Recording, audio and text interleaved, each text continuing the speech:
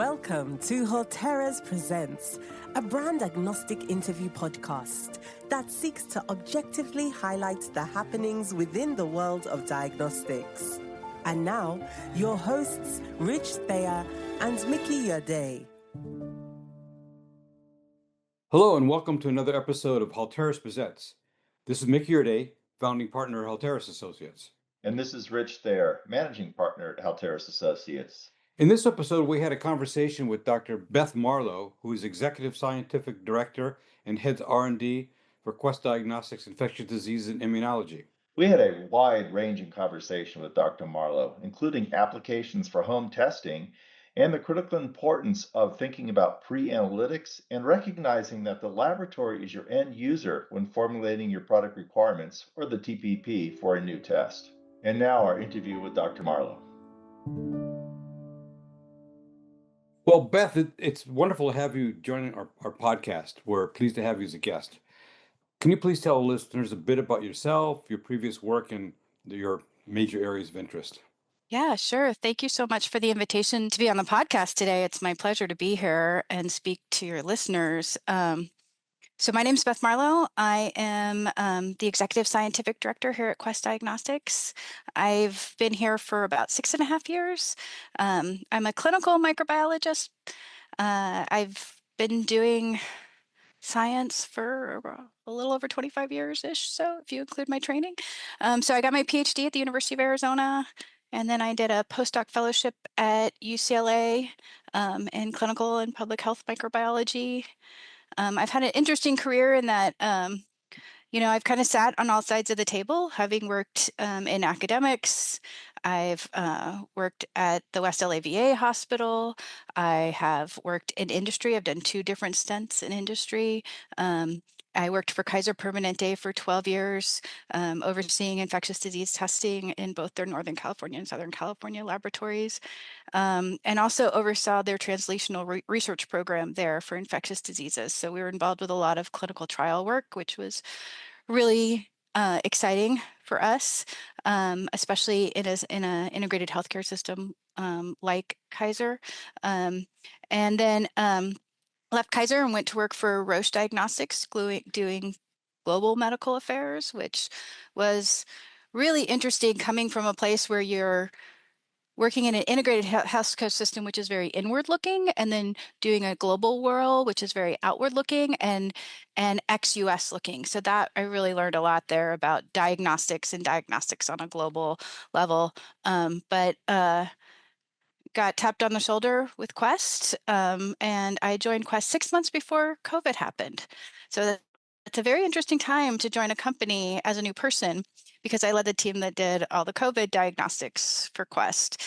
So as you can imagine, I got to know people very quickly in the company, and but I'm super fortunate because I work with an incredible group of scientists who are just so smart and just they work so well together. And why fight one pandemic when you can fight 2, because we were still working on COVID and Mpox came along, so we developed Mpox, but we also do a lot of routine testing too. And so my research interests are mostly focused around the translation of new infectious disease diagnostics for use in evidence-based research and how they can be put into practice in both clinical and public health microbiology. So that's my background in a nutshell. So recently you've talked about the home testing versus home to a laboratory model, which includes at-home collection with shipment to a central laboratory. Can you please highlight for listeners the benefits and challenges of those models? It's something I spend a lot of time thinking about. I think we have to realize, diagnostics are part of the continuum of care. For many people, right, the lab's just where you go to get your blood drawn, but the reality is that 3/4 of all medical decisions are based off of laboratory testing. So why aren't we thinking about them more in terms of the continuum of care? And I think one of the major things we came out of the SARS-CoV-2, pandemic is that, we have to embrace alternative care delivery strategies. and that was more forced during the pandemic, but I think it has so many more broader implications. And we have to meet patients where they're at and reduce barriers. And it doesn't matter if it's screening. It doesn't matter if it's preventative. It doesn't matter if it's for monitoring. Whatever it is across that continuum of care is how do we meet patients where they are to reduce barriers for diagnostics, and use strategies that offer flexibility. People use the term often at-home testing interchangeably with at-home specimen collection. It kind of drives me a little crazy, I'll be honest. Us But they're too. very different. Yeah. Thank you. Yes, right? They're very different. Yeah. And I think that home to centralized lab model also has a role to play. And the reality is not everything needs an immediate answer. And right, is it actionable? And if you need it, point of care testing comes at a cost. Right? The cost is going to be higher. We can test at scale much easier, right, in a centralized lab than we can point of care or at home. But I think, and I don't want to minimize the great work that's been done with at-home testing and point of care, because I think that has a role in and of itself. The question becomes is where is that balance? Because people want to own their health at the end of the day, and we should. And healthcare in and of itself today is changing, right? Like, this is the dynamics themselves, right? Just, the economics of healthcare, right? We, there's legislations that's been passed, there's cuts to healthcare, there's, probably more people who are going to be uninsured. We have people, 1 in 5 Americans live in a rural area. Access to healthcare is not as easy as it has been, and it's not just rural areas, it's urban areas.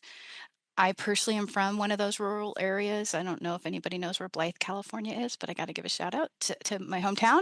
And it's a very, it's a very small town, rural town, on the Colorado River on the 10 as you make your way from California to Arizona. My great grandfather helped build the hospital in Blythe, a small rural hospital. This last summer, they closed all services at the hospital except for emergency care.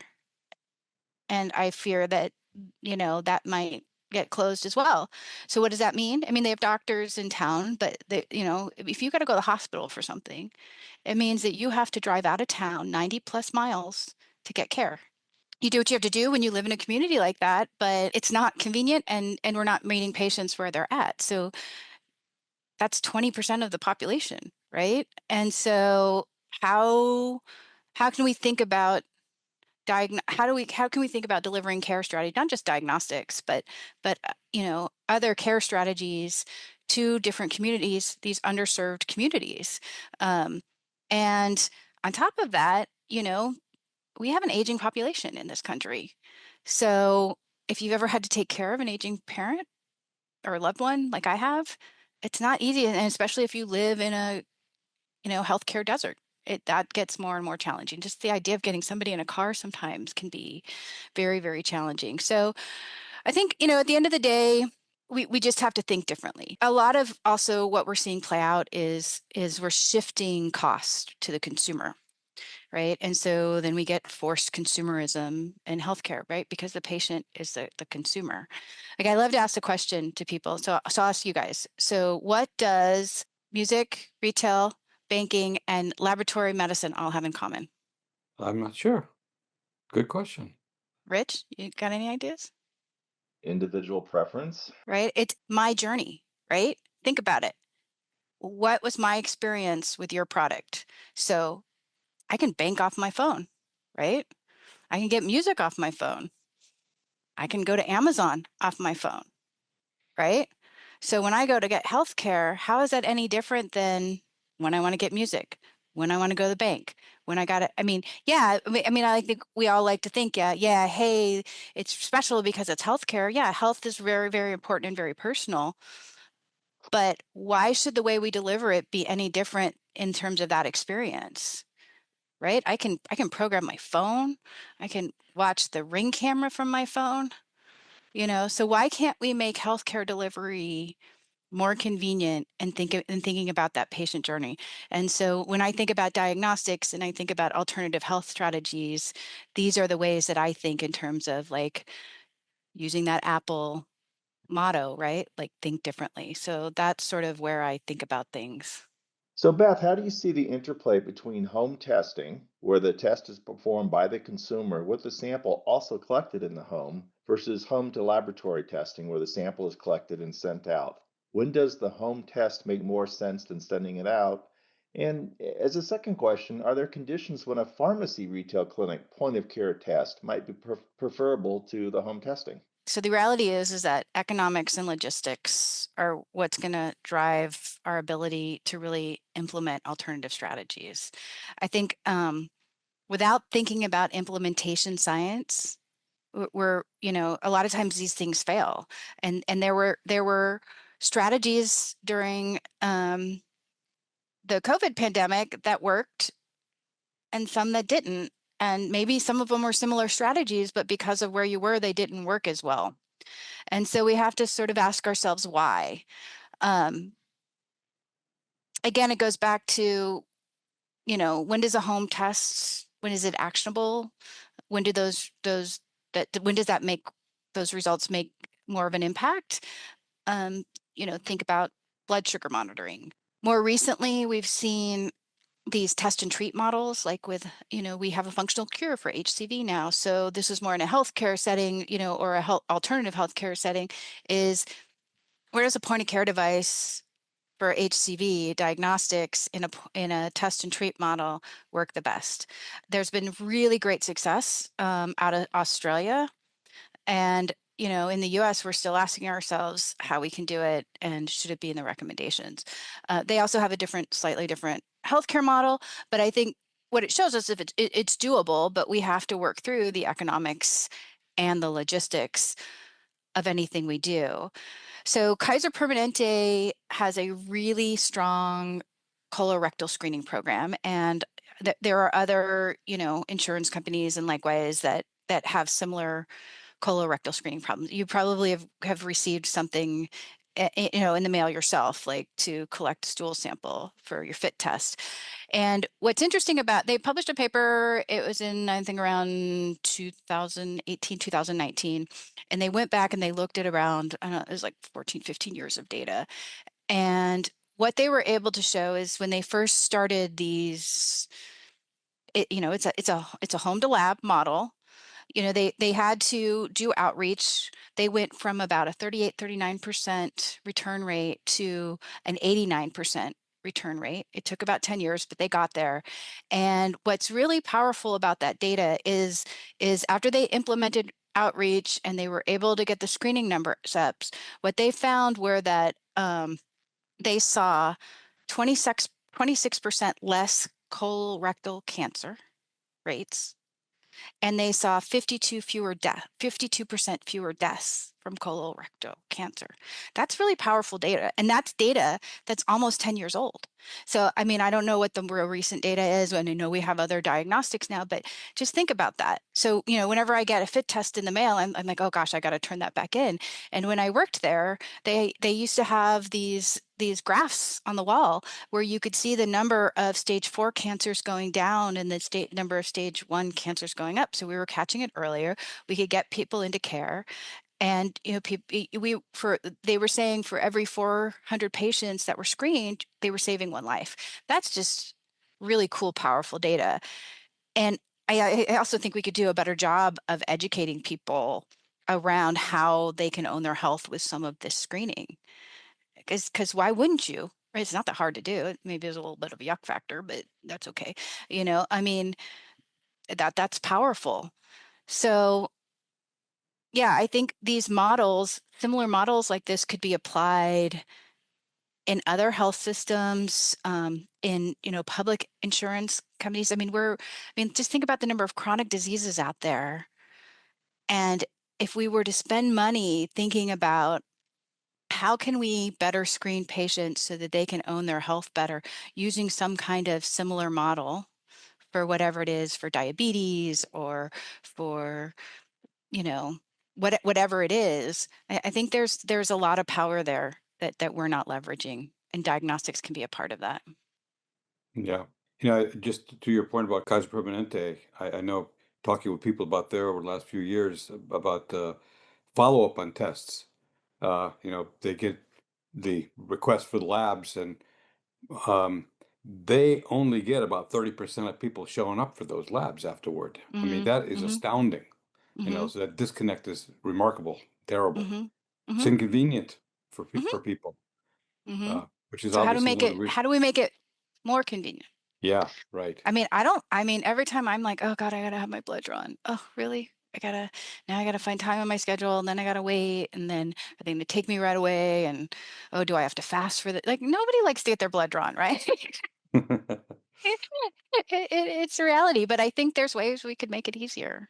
Do you want to talk a little bit about what some of those ways might be? It's a good question. So how do we make getting to the lab easier, right? And so there's so as a laboratorian, I think about laboratory medicine pre-analytically, analytically, and post-analytically, right? So what I would say is, we really could do a better job of pre-analytics, but this also we need a little bit more innovation. And I think there are people, really smart people, that are working on this.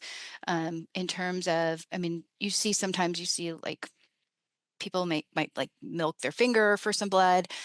There's some interesting potential, you know, devices you can stick on your arm that might collect blood. I think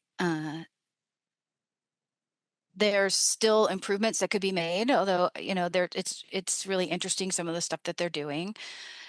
There's mobile phlebotomists that comes to people's houses. Obviously, that comes at a cost, but I think if somebody could really start to think about pre-analytics and what would make things more convenient, and really blood draws are the largest portion of what people are getting in the lab, and so that's a huge market opportunity for somebody to innovate. And if you and the reality is if you own a collection device, you own a market. So if there's any entrepreneurs or vendors out there that are listening to your podcast, I would really encourage them, like, how can you improve on what's out there? And I do think there's some innovation out there, but the other piece to that is they have to think about, I work at a centralized reference laboratory, so I don't work in a hospital anymore. So getting a specimen to the lab,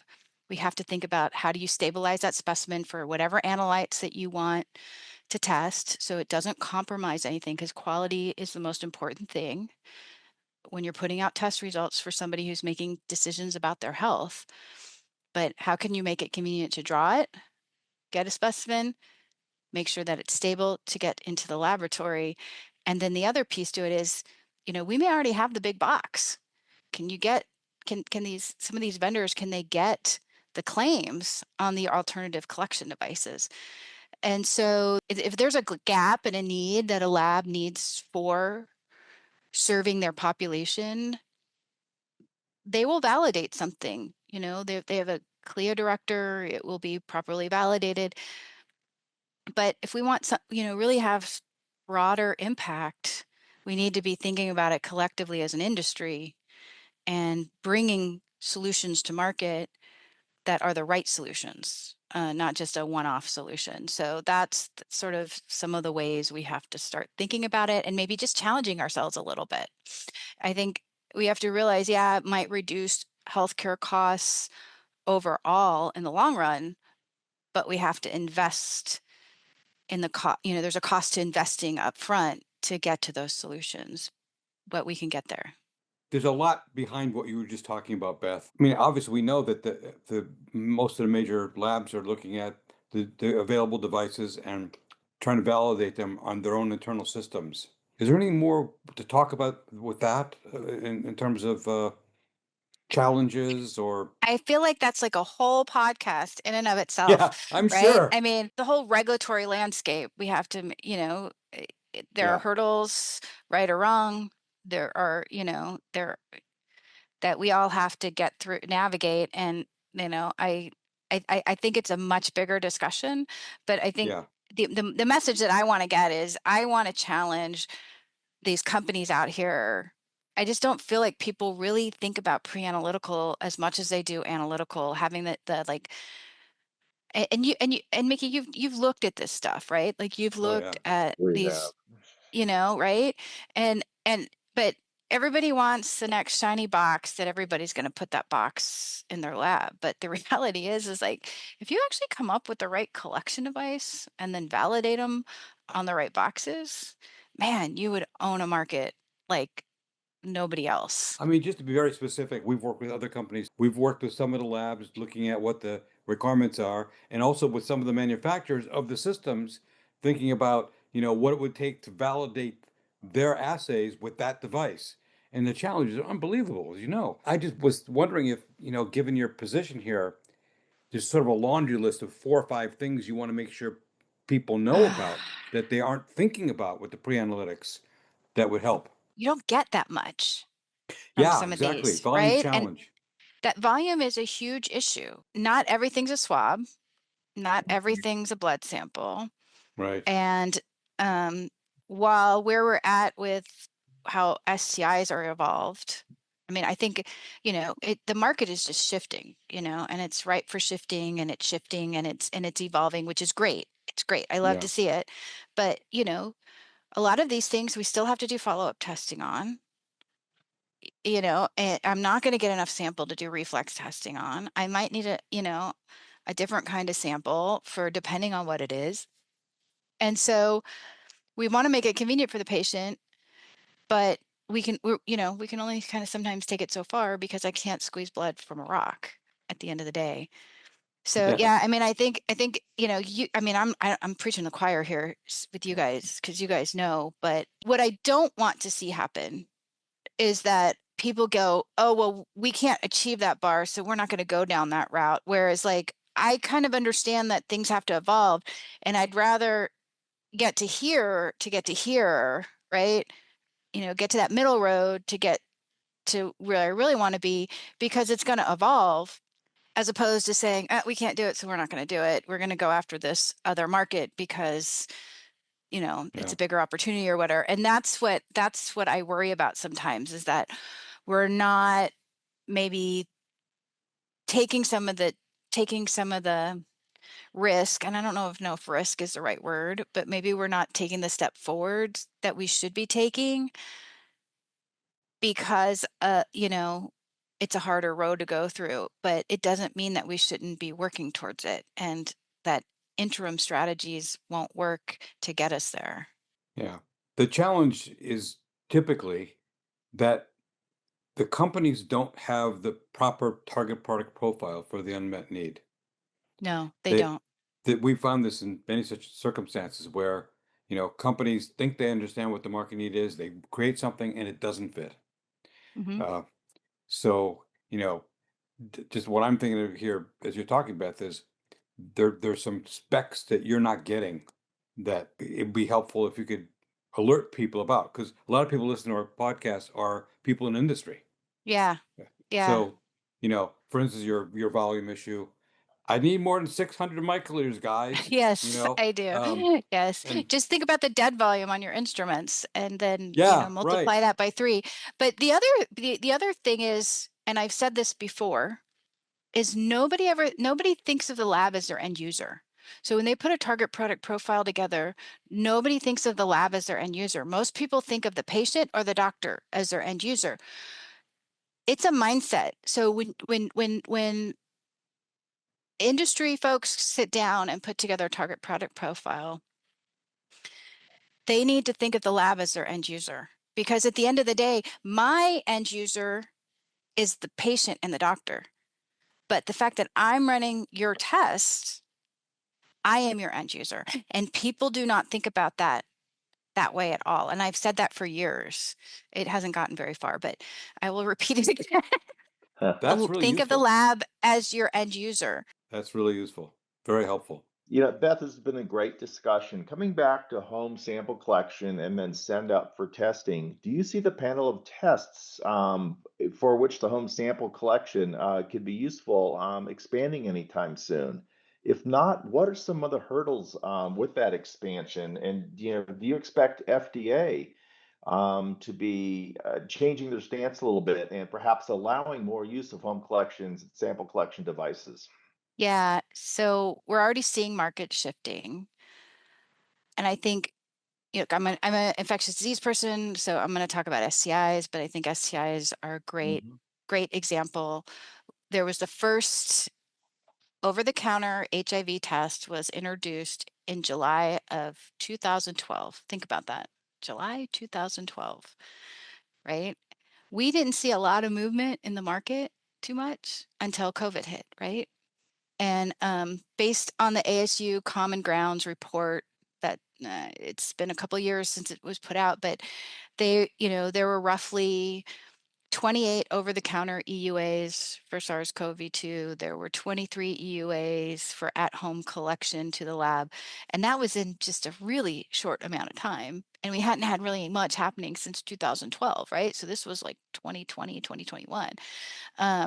But we're seeing, so like Let's Get Checked got approval not too long ago Hmm. for an at-home, home to lab STI for chlamydia and gonorrhea model. That was in 2023. As of 2024, we now have an at-home syphilis test. Of course, it needs confirmatory testing just like HIV did, but that's okay. This is still improvements. And Abbott now has an at-home collection kit approved for just collection for CTNG. Visby has an over-the-counter, device for CT, NG, and trichomonas. So that's without a prescription. So that obviously increased accessibility, but it does come at a cost because I went online to just see like how much does it cost, and online I could get it for almost $150, which okay, it's convenient, but is it really serving that underserved population? I mean, I don't want to diss Visby at all because I think they're visionaries and they've done some really great stuff, and I applaud them for their work. But all I'm just saying is when we go back to that economics and logistics question, we do have to ask these questions. So keep innovating, anybody out there that's listening. But we do have to think about cost. And I understand that companies invest costs and they have to recoup them. But we also have Teal Health that also has down a HPV home to lab model as well. So these are really, really exciting things that we've only seen happen within the last 5 or 6 years, where we hadn't seen anything moved in a long time. So I do think we're going to continue to see this evolution. This is just the beginning. I suspect more things are going to come out in this space and other spaces. Um, I do think the FDA is open to having these discussions. And sometimes I think the FDA gets a little bit of a bad rap because you know things take a while. But I will also say that as somebody who's interacted with the FDA, they very much want to be people's partners, and they do want to make sure that you know, quality diagnostics are coming out. So, it is a balancing act, but I think if you put together a good pre-sub that's reasonable and you think through things, and don't be afraid to ask questions. That's the whole point of the back and forth. So yeah, I do think, I think there's a lot of expansion that's going to continue to happen. I think it's a growing area, and I think it's really exciting to watch. This episode of Halteres Presents is brought to you by the UC San Diego Division of Extended Studies, where courses are designed for professionals looking to deepen their expertise in the biotech space. Their core course, In Vitro Diagnostics Product Development, offers a practical end-to-end look at taking an IVD product from concept to regulatory approval. You'll learn about product requirements, assay development, instrumentation, risk analysis, and key clinical and regulatory considerations. You can also broaden your skills with their Precision Medicine and Companion Diagnostics course, which covers biomarker-driven development, the co-development of companion diagnostics and therapeutics, and the expanding role of precision medicine. Ready to get started? Use our exclusive discount code HALTERES10 at checkout for 10% off the price of your enrollment. That's code HALTERES10 at checkout for 10% off. For links and to learn more, scroll down to the show notes for this episode. Advance your diagnostics career with UC San Diego Extended Studies. Your next step in biotech starts here. Beth, I'm curious about your time in global medical affairs at Roche.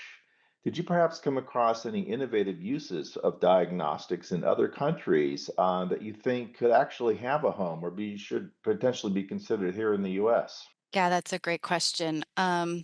Yeah, that experience really opened my eyes to global diagnostics as somebody who was always very US centric and, who grew up in the US healthcare system, you know, a, you know, and we didn't service just one other country. We were global, right? So the way things are in China are different than the way things are in Germany or the UK or South America. And, Americans think like Americans, but, kind of going back to that STI space or sexual health space, UK has always been ahead of everybody. They've had postal services since the 90s. There are companies like Preventix, SH24, Dean Straight Lab, where you could walk in and get the Cephia test. Yeah, very They innovative. even have, like the UK, I always look to them for like their guidelines. The NHS puts out great guidelines around, what's the national framework for, reproductive health for self-sampling. They actually have these documents already in place, which is amazing to me about remote prescribing of antibiotics. WHO, has already recommended self-sampling for HPV. Denmark has HPV self-sampling program. So yeah, and I mean, even in the US, we've tried to do things like the folks out of Johns Hopkins with the I Want the Test work, if you're familiar with their work. And Charlotte Gatos started a lot of that work. Some of the good folks that are still there are continuing it. And so, yeah, there's different models that can work. I think we can learn a lot. We just have to get there in this country. But we can. We have to. Otherwise, we can't afford it in this country anymore, right? Yeah, right. Beyond infectious disease, what other disease states do you see that are being impacted by home collection? I think wellness screening's been a big area. Obviously, there's a whole spectrum of care, right, that we can go into, but I think, the bar is probably lower on wellness, right? Um, Mm. but I think there's so many areas that we can go into. I think screening is one that should be expanded more. There's probably some areas in terms of monitoring that somebody else outside of my wheelhouse could speak to more eloquently, right?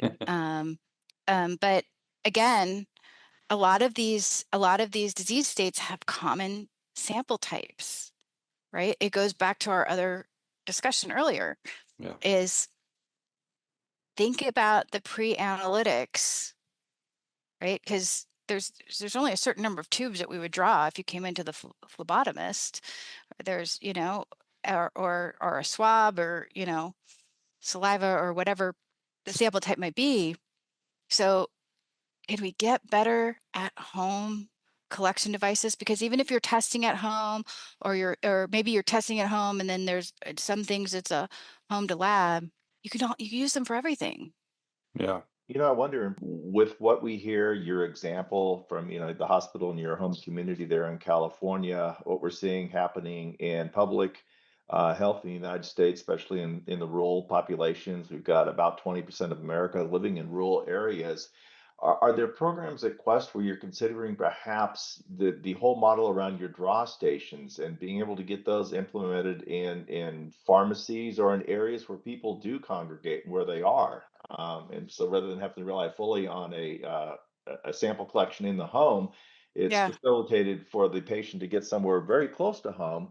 yeah, You mentioned Dean Street strategy. That's part of what was yeah, yeah, so yeah, attractive yeah. there in that whole model. So Quest does do things like that. They do have different services. They have draw stations. We have, oh gosh, I want to say like something like over 2,300 different draw stations. So, that those are all options.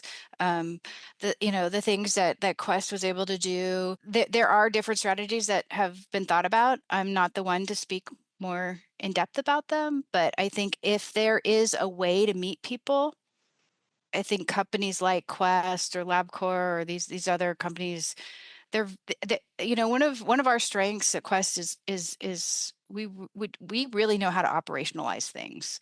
Our operations and logistics folks are just phenomenal. I mean, I learn from them every single day. Like, I'm like, you guys did what? Wow, that is amazing. So I think there are ways to do things, and some of it is being implemented, but I also think that we have to think about, we don't use in healthcare, we don't use systems thinking very often. And so I think that is part of the mind shifts we have to think about is, how do we think about healthcare as a system? We talk about the healthcare system, right? But we don't talk about healthcare as a system in terms of systems thinking and how it all falls together. We talk about the laboratory system, but we don't really think about it, right? We hear people say like, oh, we've got the VA system, or maybe I work, at an academic system, or I work at a Geisinger or a Kaiser, but oh, you work for a reference lab, but we're not. But in the end of the day, we are the entire laboratory ecosystem, and that ecosystem includes the payers. It includes, right? It includes the FDA. It includes the regulators. It includes public health. It includes a reference lab. It includes, hospital labs, and with the patient at the center of that. So how do we think about the healthcare system to solve some of these problems holistically, as opposed to systems within systems? I know it's a deeper question, but these are the things that I think that we need these mind shifts to get to where we need to be. Systems thinking, or a holistic view, if you will, of the entire care continuum. Yeah, there's a lot to think about there. Mm-hmm. We've Mm-hmm. often seen this with people trying to develop new devices for, let's say, a clinic, and they don't really understand how things work in that clinic. Mm-hmm. So the thing they've developed doesn't fit, or there's something else that needs to be fixed in that ecosystem before you can implement that device. It's Yeah. common. Yeah.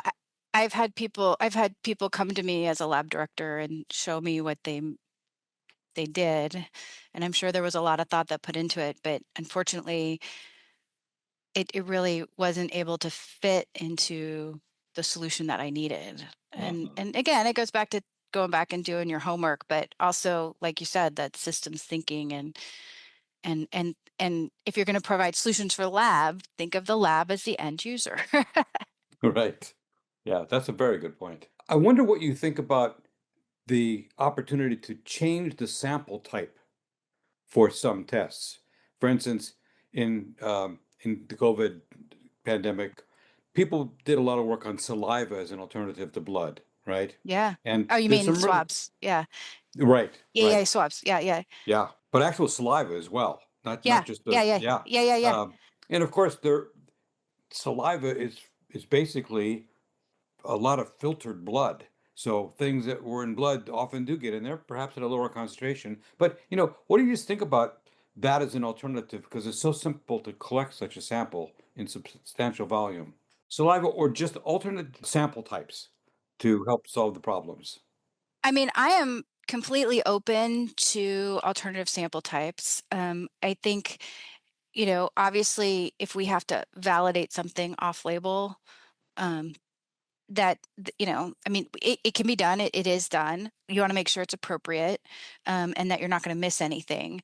And so, I would encourage vendors who have claims to think about expanding claims. Saliva was never my favorite sample type during COVID. I know a lot of people, a lot of people used it.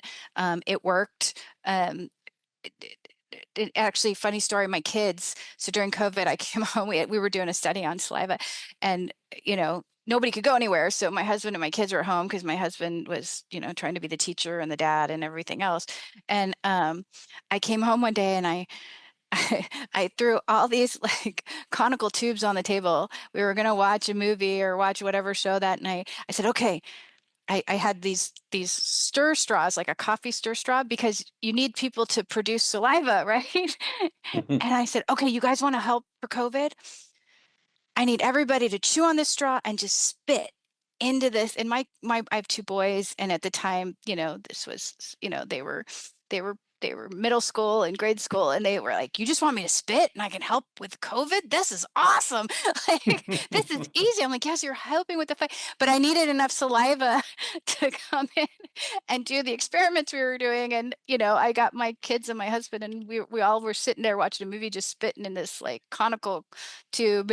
And, we each got 10 mLs, it's a lot of spit, but we were chewing on that, straw, but I was amazed. We did some stability studies. I was pretty amazed at, although I will say that SARS-CoV-2 was a pretty stable virus, maybe not everything as stable.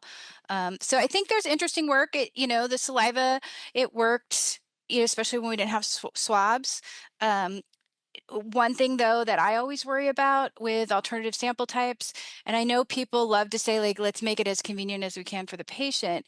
And I agree with that. We want it simple and as easy, but I also think we have to think downstream of like, how much is the lab having to process some of these samples types? And do we have automation for that? How much pipetting is it? How much, how easy is it to manage some of these sample types? So I think we have to balance that with that too. But I mean, I think there's a lot of interesting opportunities out there. We just need to make sure we have the data, and make sure that at the end of the day, it's going to produce that quality result. In some cases, maybe it's going to be better.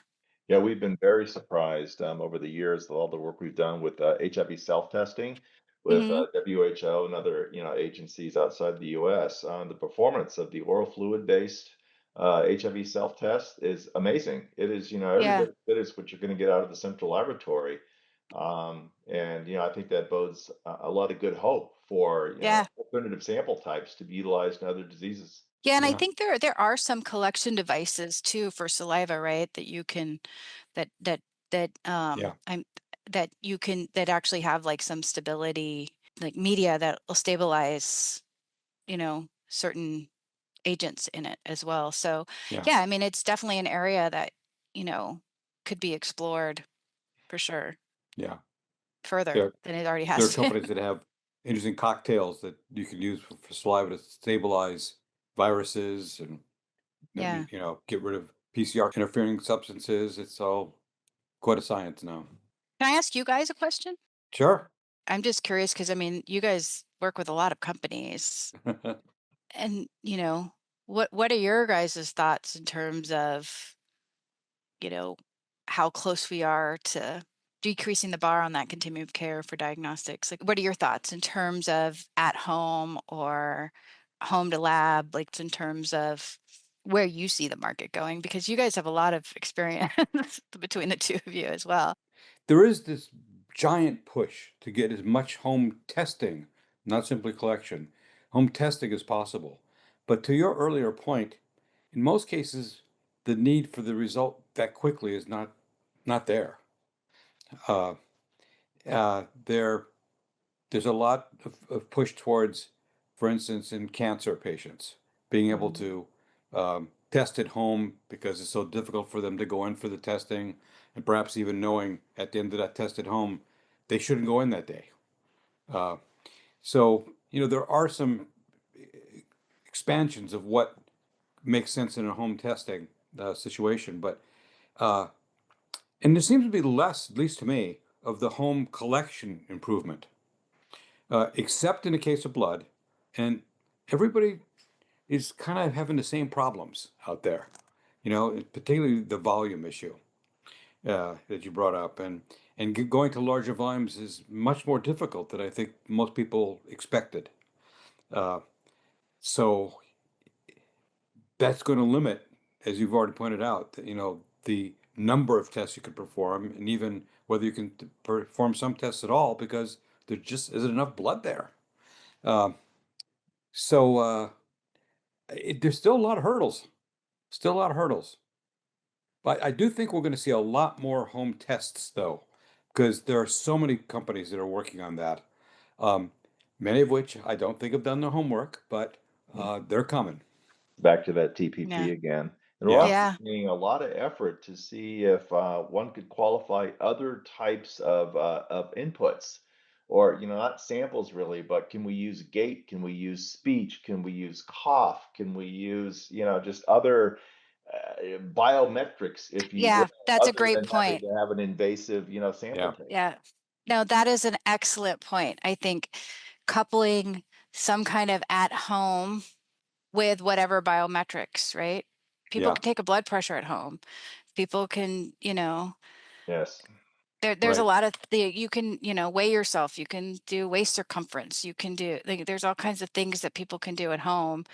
I think that that's an excellent point that should have been brought up earlier, is how do you couple that with Yeah. some kind of at home or even home to lab, and then ensuring there's some kind of virtual care, or at least some kind of tie back to a Yeah. provider. Then there's the whole wearable side as well, right? Right. So Hmm. beyond CGM, you know, Yeah. lactate and other things are more simple, but trying to come up with wearables that are equivalent to, let's say, blood levels. That's been quite a challenge, given the types of materials that are being used. Uh, we'll get there, but then what are you going to do with that? There are a Well, lot of interesting applications. that's what makes it an interesting problem to work on, right? If It it was is. easy, everybody would be doing it. But you get some really smart people in a room, right? Yeah, And you start, and trial and error, and then, I mean, think about when they ran the first PCR and they were going from like water bath to water bath, and somebody must have thought, you guys are crazy. I'm going to lunch, like, I yeah. mean, w Uh, thank God they didn't stop there. Yeah. there were a lot of people who thought they were crazy. Rich and I worked in a building right next door to where Kerry Mullis and all those guys were, Yeah. and they had this great teenage guy named Fred Faluna who was doing those experiments, moving the stuff back and forth. And I bet you they just thought, you guys are nuts. I'm out Yeah. later. Yeah, There's a right. happy hour happening soon. I gotta go. Yeah.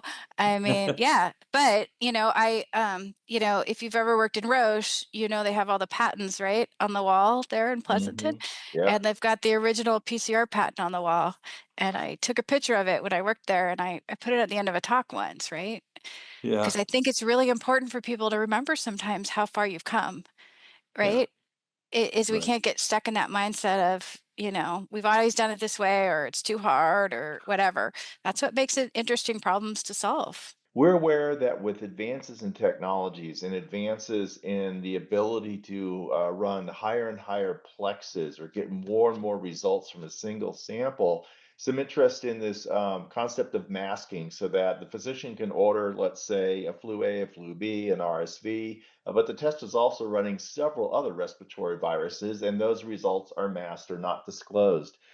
Thinking about the laboratory as the customer, what is the order of operations there? Is that concept something that's easy, relatively easy for the laboratory to implement? Is it easy to go back and get those other results unmasked if a physician requests that? What should we be thinking about here?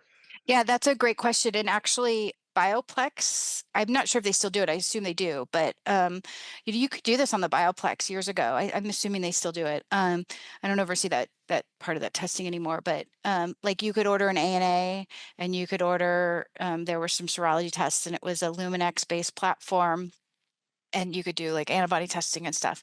And because you could multiplex so much, things were running in the background, but you only got charged for what you ordered. But if you wanted to reorder it, you could.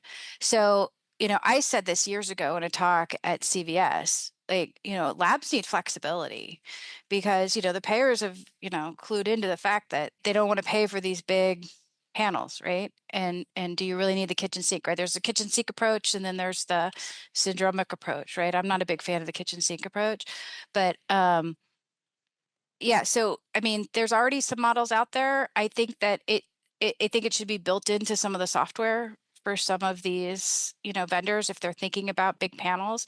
Because at the end of the day, like if you think about them having to manufacturing something, it's probably cheaper for them to manufacture everything in one box.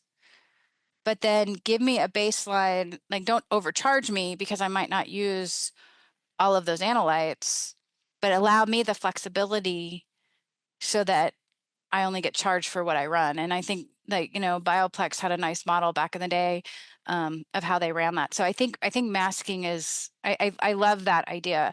I mean, in the lab, you're only supposed to run what's ordered by a physician. So, right. So you cause problems for us if we can't mask it, right? So if again, so it goes back to the software and allowing for some of that flexibility. And I think that's what labs need. They need flexibility. Again, it goes back to think of the lab as a customer. Good answer. The first company I remember doing masking was Nanosphere, that got bought by Mhm. Luminex. Yep. And Really? they did that after they heard my talk at CVS. Is that right? Yeah, because we were doing Bioplex in my lab and I had to give a talk on multiplexing. And I put up a slide. It had a picture of an iPhone, right? Like it's Steve Jobs. Like, I wouldn't want to have to work for Steve Jobs, but I find him very fascinating, right? And think about it, like, what is it that makes this iPhone? It's a very sophisticated device, but it's so simple, right? At the time, there was one button here and one button here, right? Because Steve Jobs always thought about the end user, Right. right? And so in the lab, we want flexibility. We want it simple. We need flexibility. And, and as panels become more popular, our ability to just run what's ordered gives us that flexibility in the lab without killing the costs. And I would think that it would be cheaper for the manufacturer as well. It does come down to the cost of goods for such a disposable more than Right. anything else, right? And when you get the reagents down to a cost that's so cheap that adding new reagents to that test doesn't add a lot of cost, then you can Right. do these kind of things. Right. Like I think Cephia did some really smart stuff with some of their development. I mean, Dave Pershing is so smart, right? And I mean, he was there back in the day, and they were thinking Yeah. they were thinking ahead, right? And so, they were making sure they had extra chambers for things. They were thinking about, so I think we have to think about these things as you're designing whatever it is for your diagnostics and the box and the cost of goods and Yeah. where that fits in. And then also the cost of the studies, right? To get them, because even if you have stuff, maybe you go for one claim, but could you collect data on what's running in the background that gives you, right, to reduce those costs longer, right? There's creative ways to think about stuff up front. Yeah. Yeah, well said. It's been a lot of fun talking with you. Yeah, I mean, this is an area that's really, really, I've talked about it for some time. I've written a couple of articles about it. I think one of the other thing is going back to thinking about laboratory leaders and skill sets that are needed, and maybe that doesn't just it's not just the clinical laboratory directors, but also our industry leaders as well, and really thinking about you know things differently. So like, from a lab perspective, right? I kind of use that analogy earlier about, comparing like banking and music and retail shopping to lab medicine, which may take some people back, like, but the reality is that we're providing a service. But, things are changing so much, and data, right? We live in a data driven, data economy. And so how do I, in the laboratory, as a laboratory leader, start thinking about AI, automation?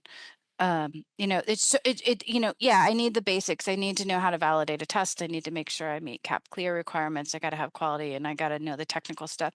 But then beyond that, thinking about integrating things in a different way, systems thinking, applying AI, the stakeholder management. Like there's all these things, and like a business, right? Like, I mean, I think every person going into science should be required to take at minimum a business class, if not get a split minor with business, because whether we like it or not as scientists, like money makes the world go round, and you got to be able to speak like the business side of things to get things done.